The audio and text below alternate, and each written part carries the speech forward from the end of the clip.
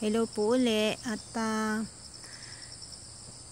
mula po dito sa baba papanik po tayo dun sa may hagdanan para maipakita ko po sa inyo yung kabuuang puno ng Shidari Sakura or cherry blossom. So hali po kayo, samahan nyo ako. Maglalakad po tayo mula dito sa baba.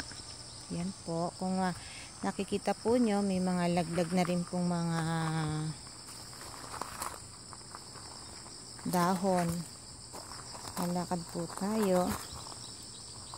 Yan po, samahan nyo po ako. Panik po tayo dito.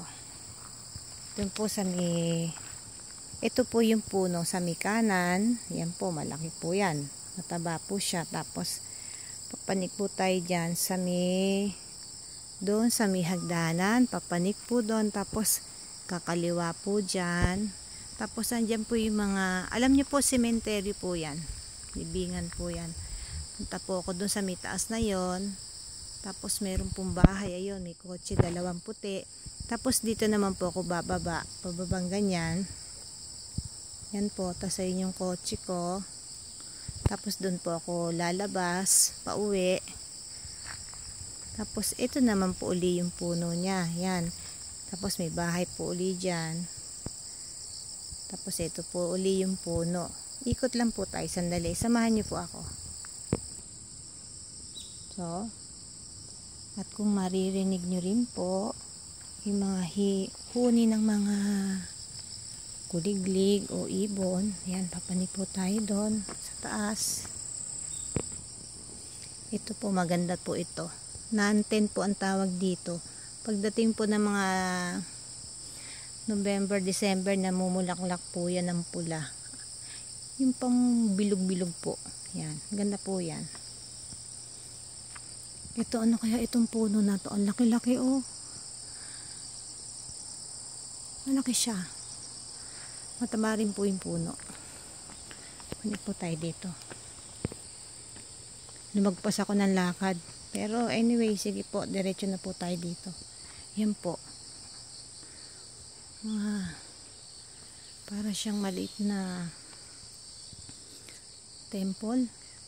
Huwag na tayong pumanik sa taas. Ako lang kasi mag-isa, tatakot ako. Dito na lang po. Ang laki ng ng puno. Ayan o. Ano kayang puno yan? Yan po. Ayan po yung Shidari Sakura pag po nasa taas. Medyo backlighted ng konti. So, lumagpas po ako ng panik na hagdan. Bababa po uli ako. Teka, sandali po. Yan. Dapat dito lang ako eh. Dito lang, lakad na tayo dito. Ayan, meron pa pong ng isa. Makikiraan po. Mga lolo, mga lola. Sumalangit na po kayong lahat. Aray ko. Ano po yan eh? Libingan, mga lumang mga, kanya po, lumang-luma na po yung mga kanila. Ano ba tawag dyan? Di naman po nicho tawag dyan eh. Yan po. Mga libingan po sila. Yan po. At ito nyo po, maulap po ngayon. At yan po, medyo backlighted. Punta po tayo ng kung saang angulo pwedeng makita ng buong kabuuan po yung puno ng Shidari Sakura. Ayan nga po, may upuan pa dyan eh. O, ayan o. Ayan, pagka ganyan pala, maganda kuha siya. Ayan. Kita nyo po yung puno. Yan po, may mga upuan. Ay, ang ganda ng bulaklak. Ayan. Ano kayang bulaklak yan? Maliliit siya. Kulay pula. Ganda oh. Doon po pala sa taas meron din pong mga libingan. Bago lang po yung doon. Yan.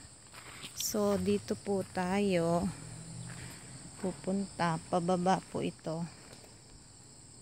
Dali lang po.